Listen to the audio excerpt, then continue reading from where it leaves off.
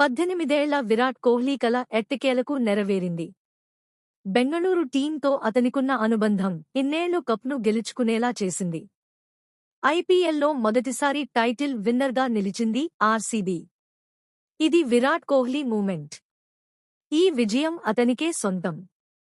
అందుకే మ్యాచ్ గెలవగానే కోహ్లీ భావోద్వేగానికి గురయ్యాడు.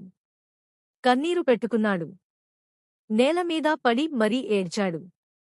టీం మెంబర్స్ అందరూ కూడా విరాట్ను పట్టుకుని భావోద్వేగానికి గురయ్యారు. ఈ విజయాన్ని అతనికే అంకితం ఇచ్చారు.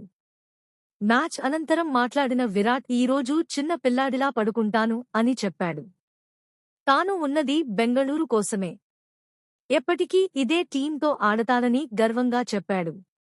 ఈ విజయం ప్రతి ఒక్కరి సొంతమని అన్నాడు. ఆర్సీబీలో ప్రతి ఆటగాడు విజయానికి అర్హులని చెప్పుకొచ్చాడు. తన 18 ఏళ్ల కల నెరవేరినందుకు సంతోషంగా ఉందని చెప్పాడు. తన ఆనందానికి హద్దులు లేవని విరాట్ అన్నాడు.